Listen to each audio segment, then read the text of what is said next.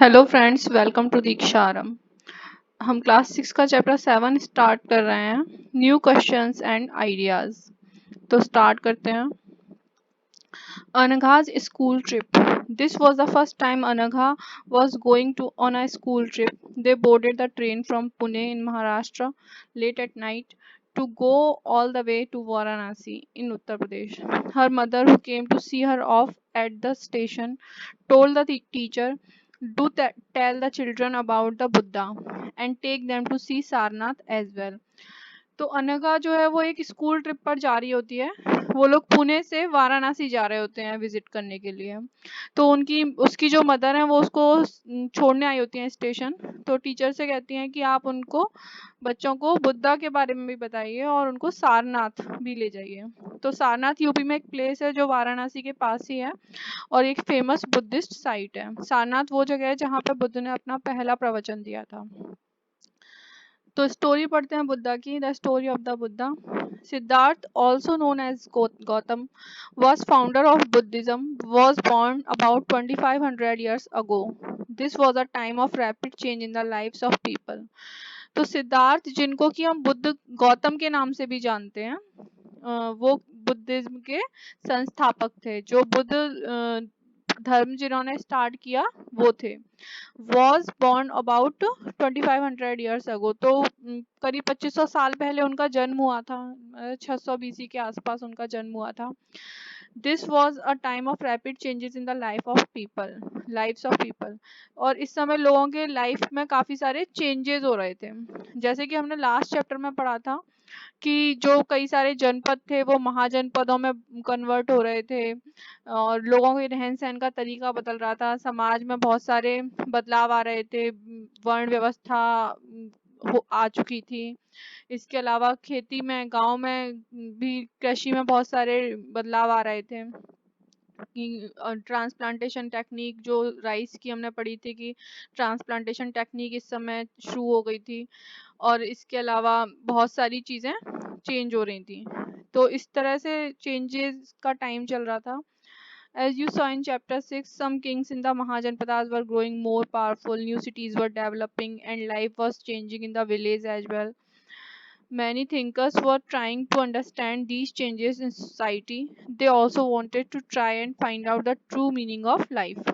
तो इस समय बहुत सारे चेंज आ रहे थे। राजा जो हैं वो कुछ महाजनपदों के वो बहुत पावरफुल हो चुके थे, नए नए शहर विकसित हो रहे थे और जीवन जो है वो हर तरीके से गांव में, शहर में चेंज हो रहा था।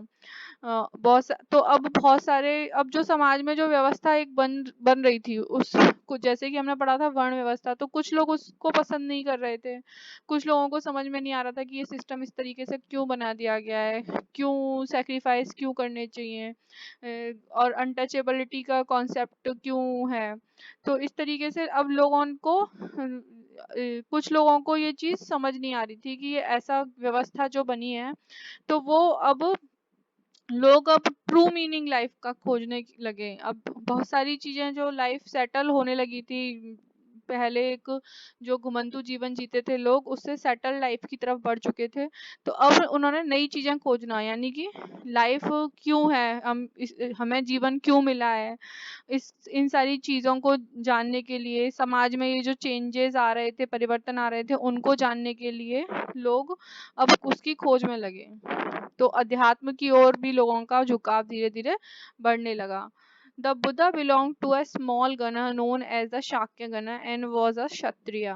When he was a young man, he left the comforts of his home in search of knowledge. हमने लास्ट चैप्टर में पढ़ा था कि 16 महाजनपद थे, जिनमें से कुछ जो है वो गणतंत्र भी थे, यानी जहाँ पर लोग बहुत सारे लोग मिलकर शासन करते थे। तो बुद्धा जो है वो भी एक ऐसे ही गण से बिलोंग करते थे जिसका नाम था शाक्य गण। और बुद्धा बाई जो हम 4 वर्ण हैं उनमें से क्षत्रिय वर्ण से बिलोंग करते थे। ठीक है। तो जब वो युवावस्था में थे तो उन्होंने अपने घर के जो सारे ऐशो आराम छोड़ के ज्ञान की खोज में अपना जीवन लगाने का निश्चय किया। तो वो घर छोड़ दिया उन्होंने युवावस्था में। He wandered for several years, meeting and holding discussions with other thinkers. कई सालों तक भटकते रहे वो इधर उधर। बहुत सारे और जो जो विद्वान थे और जो ज्ञान की खोज में निकले हुए चिंतक थे, उनसे उन्होंने बहुत सारी डिस्कशंस किए, बहुत सारे कई बार मिले जाके, और he finally decided to find his own path to realization. और उन्होंने आखिर में क्या किया कि खुद ही अपना, उन्होंने सत्य का उनको जो रास्ता था, उनके ज्ञान का जो रास्ता था, उसको खुद ही ढूंढने का उन्होंने निश्चय किया। कई लोगों से मिले लेकिन उनको वो सेटिस्फेक्शन नहीं मिला, तो उन्होंने खुद ही ज्ञान की खोज में आगे बढ़ने का निश्चय किया। And meditated for days and on and under a people tree eight बोध गया इन बिहार। और बिहार में एक बोध गया नामक जगह है जहाँ पर एक पीपल के पेड़ के नीचे वो बैठकर बहुत दिनों तक ध्यान मग्न रहे। और इस बोध गया, जो ये पीपल का पेड़ है, इसको ही क्या कहते हैं, बोधि वृक्ष के नाम से भी जाना जाता है। यहाँ पर बुद्ध को ज्ञान की प्राप्ति हुई, वेयर ही अटेन्ड एनलाइटमेंट। तो जहाँ पर उनको ज्ञान की प्राप्ति हुई, मतलब उन्हें जीवन का अर्थ समझ में आ गया। After that he was known as the Buddha और द वाइज वन।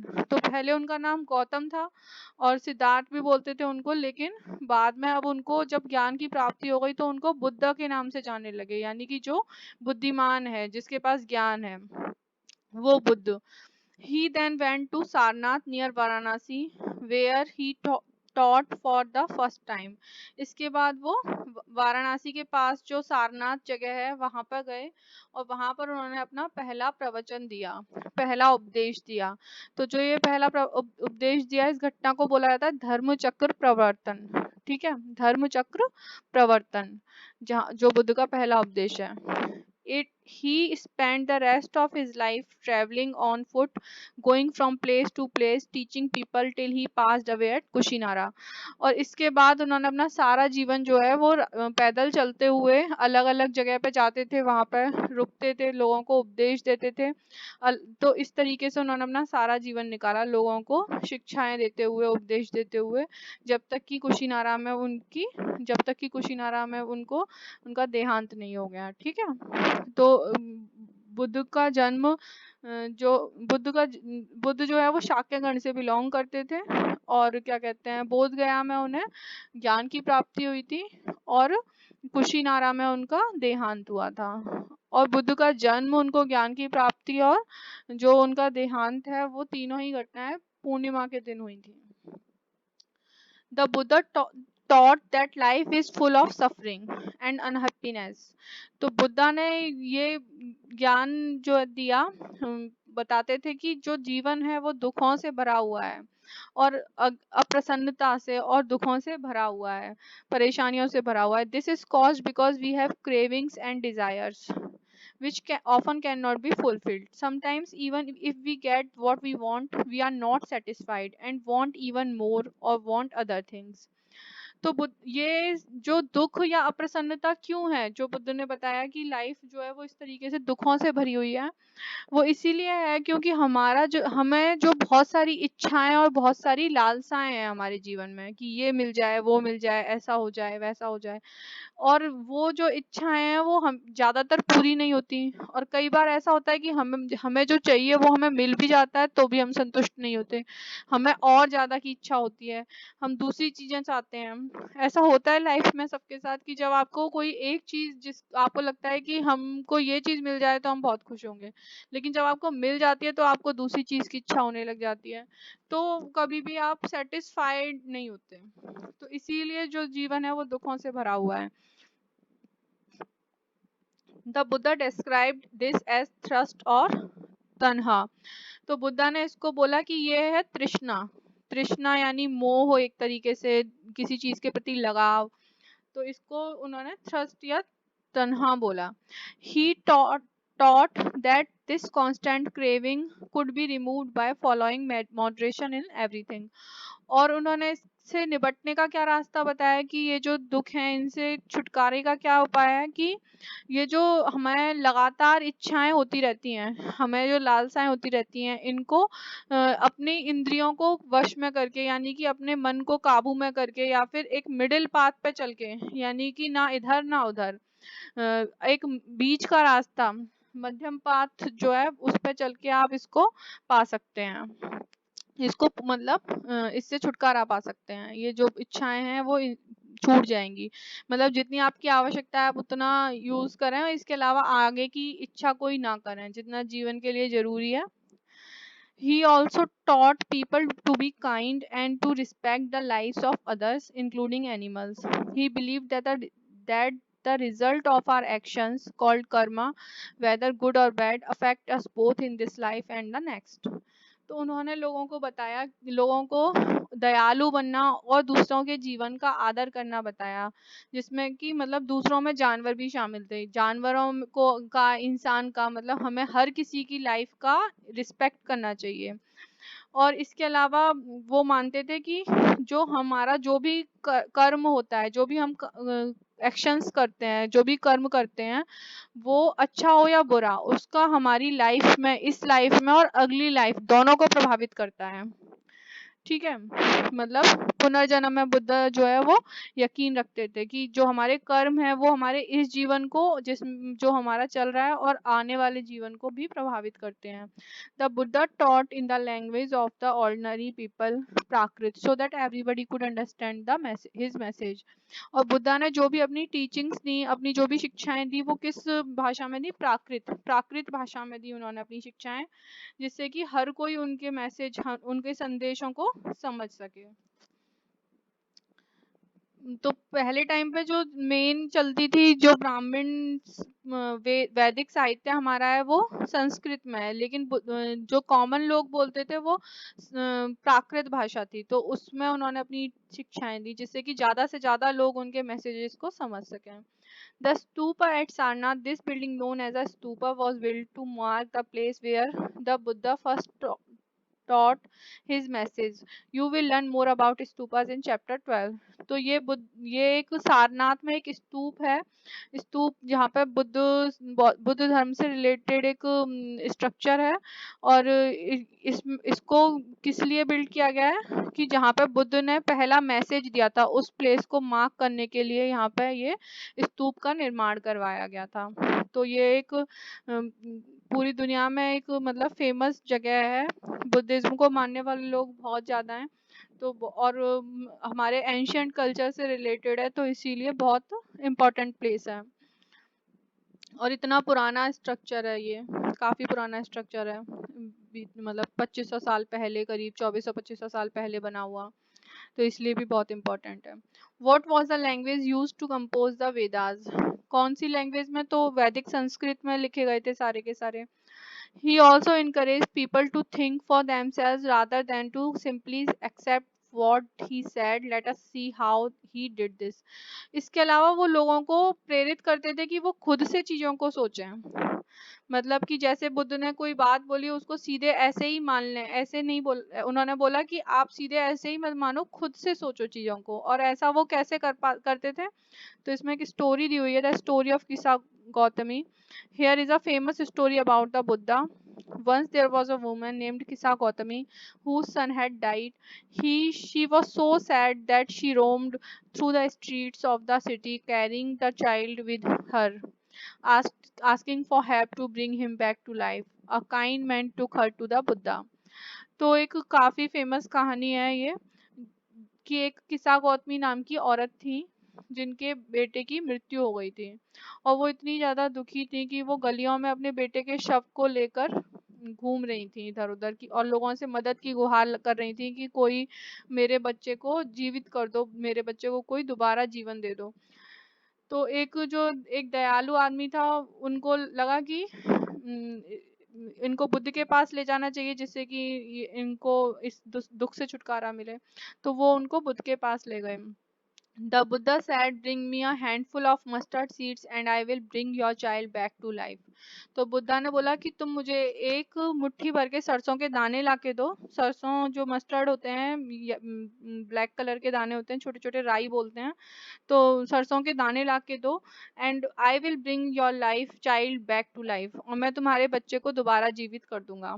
किसा Gotami was overjoyed and started off at once, but the Buddha gently stopped her and added, the seeds must come from the house of a family where nobody had died. तो किस्सा गौतमी बहुत ही जो खुश हुई और एकदम से भागने लगी, मतलब जाने लगी। तो बुद्धा ने उनको प्यार से रोकते, मतलब आराम से रोकते हुए बोला कि रुकिए जरा, और ऐसा करिए कि जो सीड्स आप लाएंगी जिस घर से, वो ऐसे घर से होने चाहिए जहाँ पर पहले कभी किसी की मृत्यु ना हुई हो। Kisa Gautami went from door to door, but wherever she found that someone or the other, father, mother, sister, brother, husband, wife, child, uncle, aunt, grandfather, grandmother, had died. तो किसा गौतमी दरवाजे दरवाजे घूमने लगी, मतलब हर घर में उन्होंने जा जाके पूछा, तो लेकिन जहाँ भी वो जाती तो वो पाती कि उस घर में किसी ना किसी की कभी ना कभी मृत्यु, चाहे वो किसी के फादर की, किसी की मदर, किसी की भाई बहन, बच्चे, किसी की आंटी अंकल दादी दादा, कोई ना कोई किसी ना किसी घर में से पहले मर चुका है। तो उन्हें समझ में आया कि जो मृत्यु है वो एक जीवन का एक सत्य है, जो पैदा हुआ है उसे मरना भी है। मरने का समय लोगों का अलग अलग हो सकता है, लेकिन कोई घर ऐसा नहीं है जहाँ पे कि मृत्यु ना हुई हो। तो इससे उन्हें तो उनका दुख जो है, मोह जो है वो थोड़ा कम हुआ। तो what was the Buddha trying to teach the sorrowing mother, तो यही सिखाना चाहते थे दुखी माँ को कि जीवन जैसे जीवन है, लाइफ है, वैसे ही डेथ भी है, मतलब जो पैदा हुआ है उसे मरना भी है। तो इस तरीके से उन्होंने लोगों को खुद से सोचने के लिए प्रेरित किया। अगर वो उन्हें उपदेश देते उस समय दुखी माँ को, तो शायद वो उपदेश को नहीं समझ पाती, लेकिन इस तरीके से उन्हें लाइफ की जो सच्चाई है वो समझ में आ गई। Upanishads. Around the time that the Buddha was preaching, and perhaps a little later, uh, other thinkers also tried to find answers to difficult questions.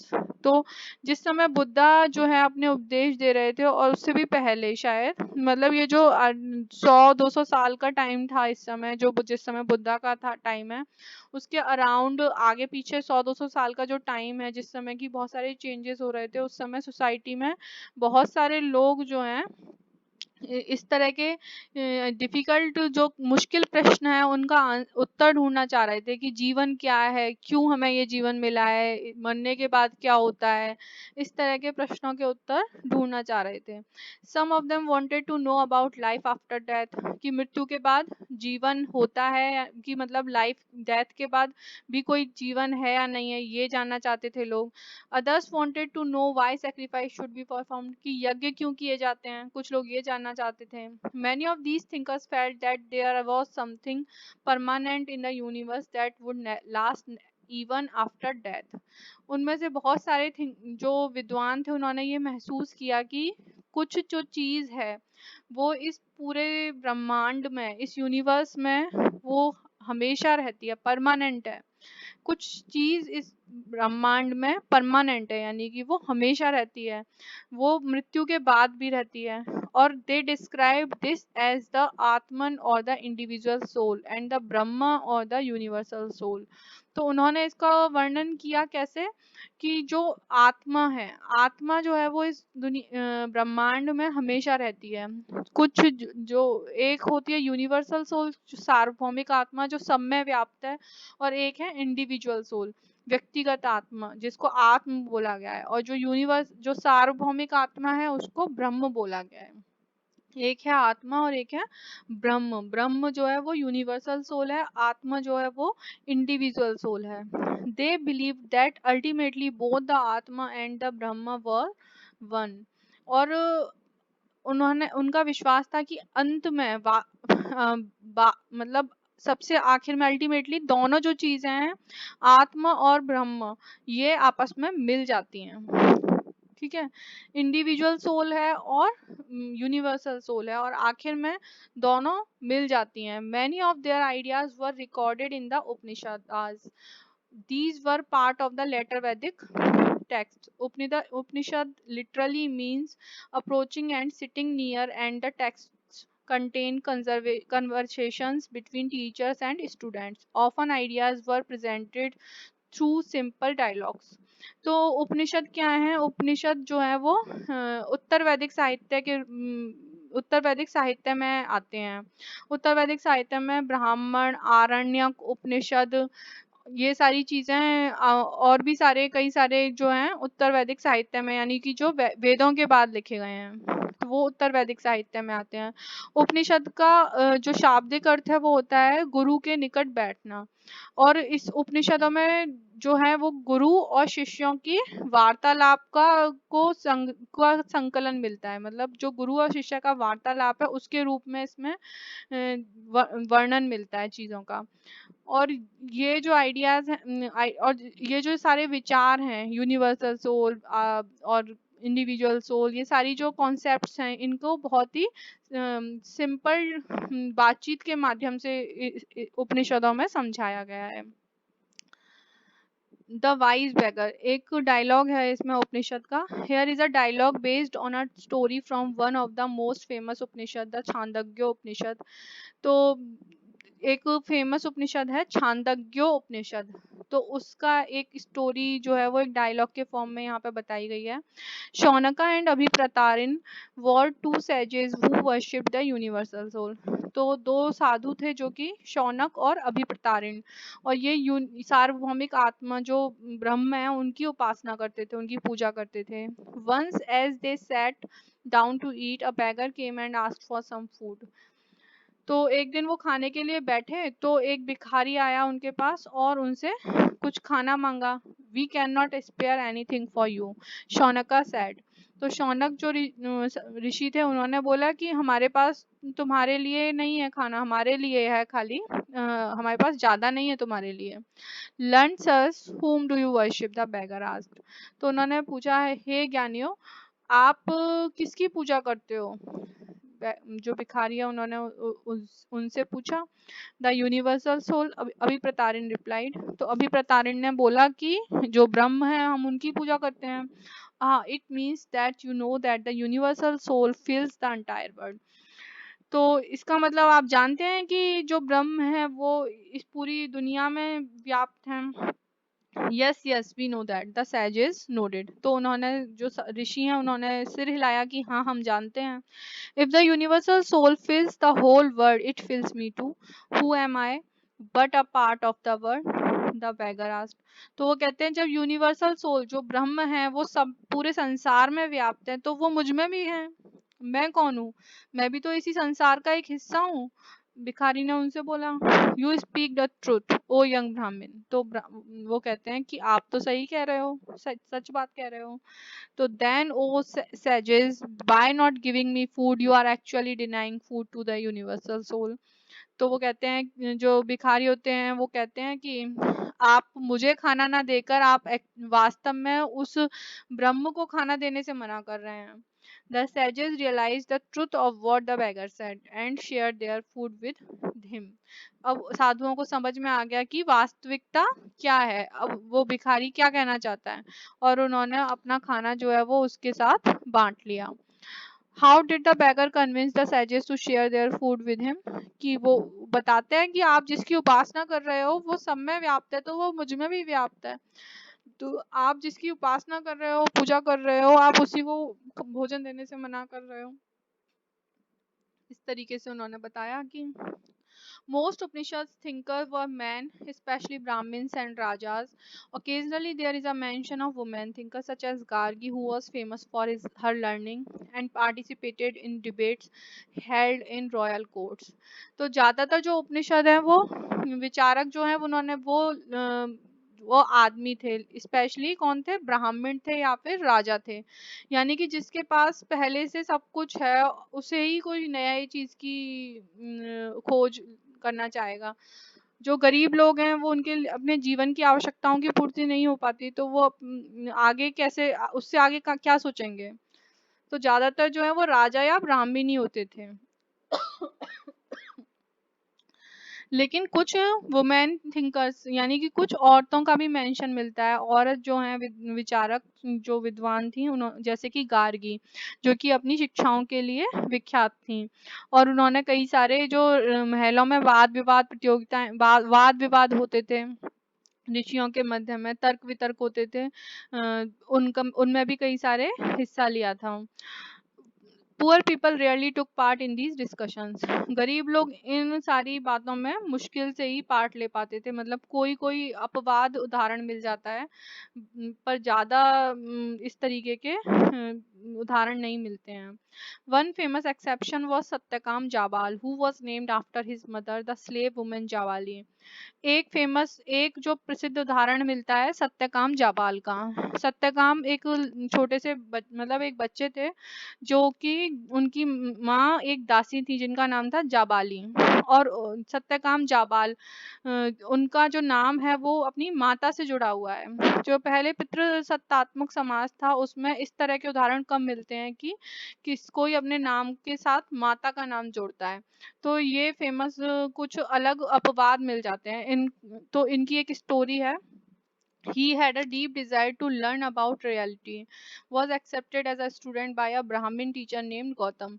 तो इनको तीव्र इच्छा थी सच्चाई को जानने की, वास्तव में मतलब समाज, मतलब ये संसार है क्या। तो इनको एक ब्राह्मण टीचर जो थे उन्होंने इनको अपना शिष्य, गौतम ऋषि थे, उन्होंने अपना बना लिया, and became one of the best known thinker of the time. और इस तरह सत्यकाम जो है अपने समय के बहुत अच्छे विचारक बने। Many of the ideas of the Upanishad were later developed by the famous thinker Shankaracharya, about whom you will read in class 7th। इसके बाद बहुत सारे उपनिषद जो हैं उन वो शंकराचार्य जो बाद में 7th सेंचुरी के हैं उनके द्वारा डेवलप किए गए बहुत सारे।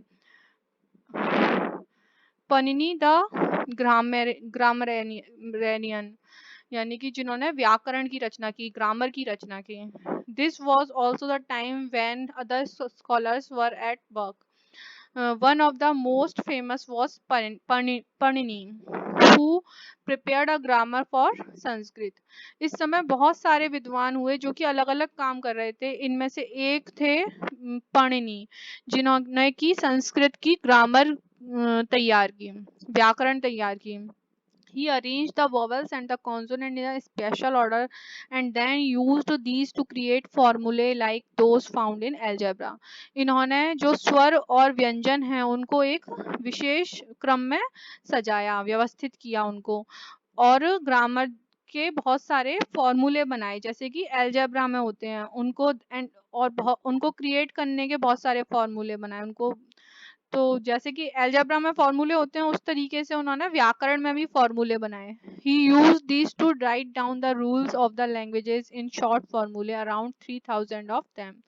और उन्होंने लगभग 3000 इस तरीके के फॉर्मूले जो हैं वो भाषा को लिखने के, इस तरह के भाषा के उन्होंने ग्रामर के कई लगभग 3000 के करीब उन्होंने सूत्र की रचना की।